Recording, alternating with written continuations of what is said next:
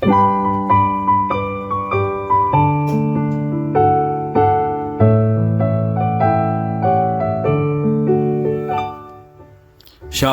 salam sejahtera bagi Bapak Ibu Saudara-saudara, anak-anak yang dikasihi oleh Tuhan Yesus Kristus. Jumpa kembali bersama saya Pendeta Eka di dalam renungan firman Tuhan pada hari ini, hari Selasa 19 September 2023. Sukacita dan damai sejahtera dari Tuhan Yesus kiranya menyertai hidup kita sekalian. Puji nama Tuhan. Pembacaan firman Tuhan hari ini sampai pembacaan Injil Yohanes pasal yang ke-11. Kiranya firman Tuhan memberkati kita sekalian. Sebelum kita akan merenungkan bagian firman Tuhan bacaan hari ini, mari kita akan berdoa.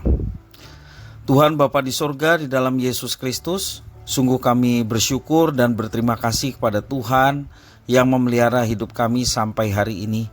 Biarlah semua yang boleh kami alami, kebaikan Tuhan yang sungguh nyata dalam hidup kami, membawa kami hidup dalam pengenalan akan Tuhan, dan menolong kami untuk hidup dalam ketaatan.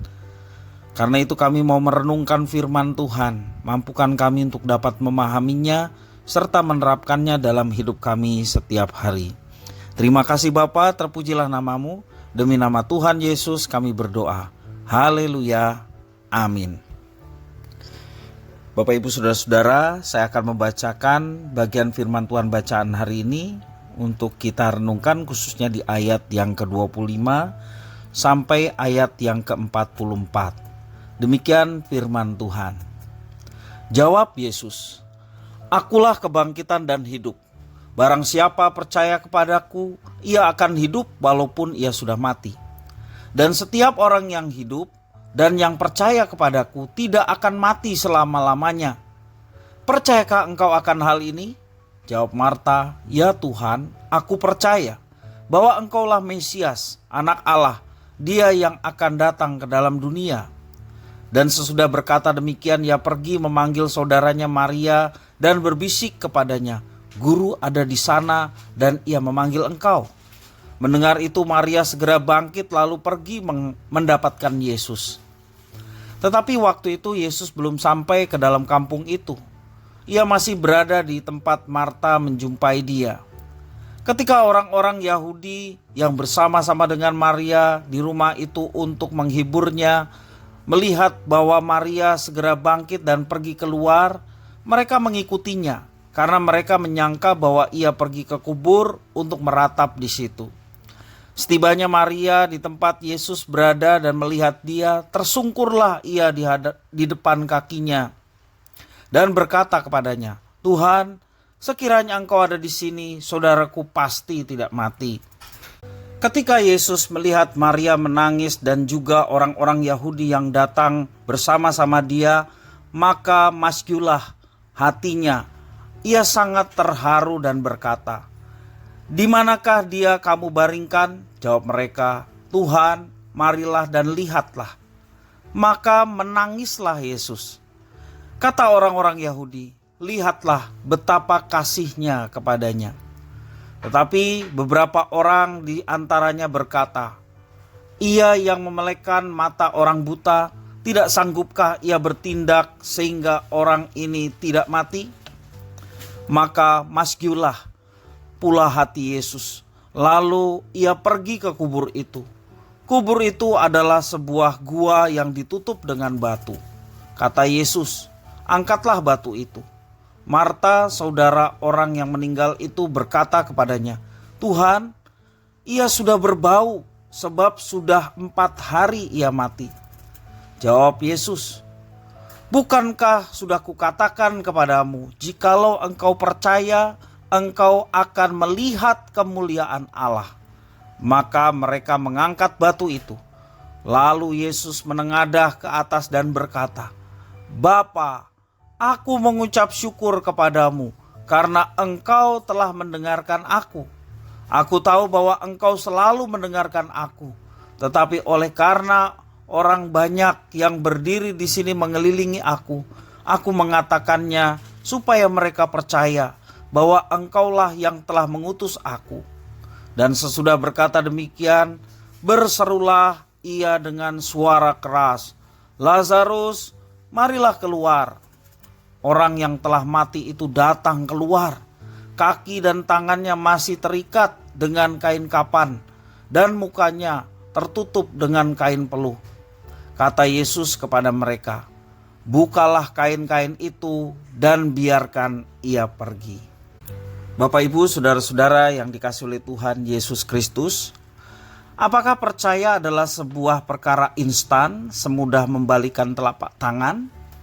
Atau sebuah proses pergulatan hati dan pikiran yang untuk meneguhkannya dibutuhkan perjuangan terus-menerus? Setelah mencelikan mata orang buta, Yesus ditolak bahkan akan ditangkap sehingga terlihat ia menarik diri dari kerumunan orang. Di dalam pasal 10 ayat 39 sampai 42, Yesus bertolak menarik diri dari publik yang waktu itu hendak menangkap dia. Namun di dalam pasal yang ke-11 ini, ya, kita melihat bahwa Yesus sedang mendemonstrasikan mujizat yang lebih spektakuler dari mencelikan orang buta. Mujizat yang sangat menggemparkan, yakni membangkitkan Lazarus yang sudah mati 4 hari lamanya. Kristus melakukan mujizat ini dengan beberapa tujuan bagi banyak orang.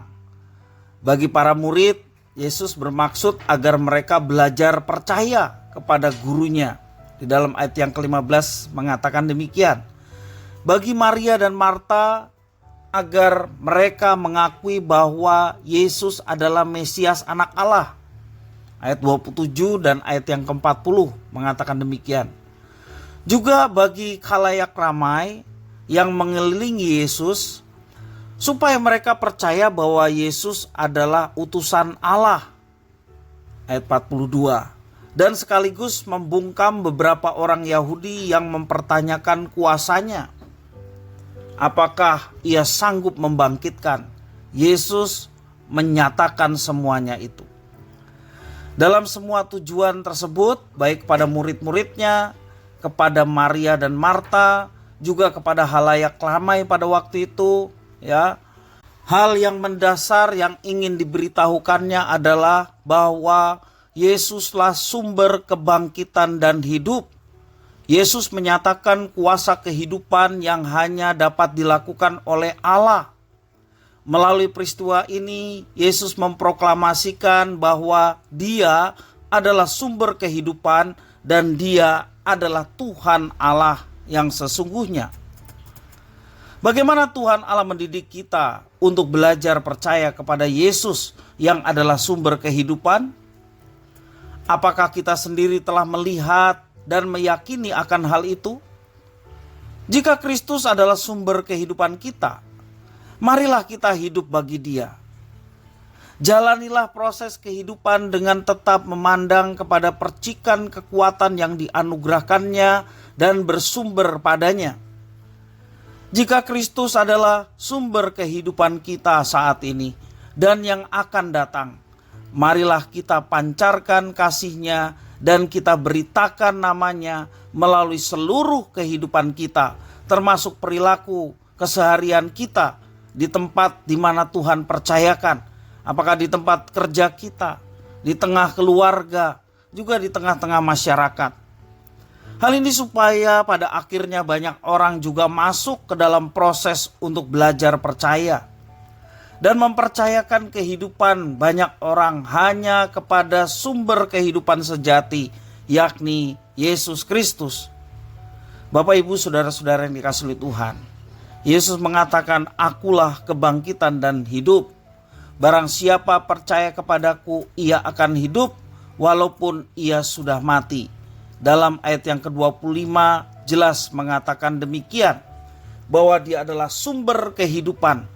Setiap orang yang percaya, dia akan dibangkitkan, mendapatkan tubuh kemuliaan yang telah Tuhan sediakan. Yesus yang bangkit pada akhirnya, demikian jugalah orang-orang yang percaya akan dibangkitkan seperti Yesus bangkit. Sehingga itulah menjadi pengharapan dalam kehidupan kita. Jalan keselamatan telah disediakan oleh Tuhan melalui Yesus Kristus, Tuhan yang menjadi manusia. Dan kita bersyukur kalau kita masuk di dalamnya kita percaya Yesus sebagai Tuhan dan Juru Selamat, maka kita pun akan mendapatkan kehidupan.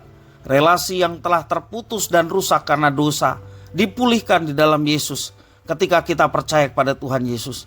Karena itu janganlah iman percaya yang menyelamatkan di dalam Yesus Kristus hanya kita nikmati sendiri.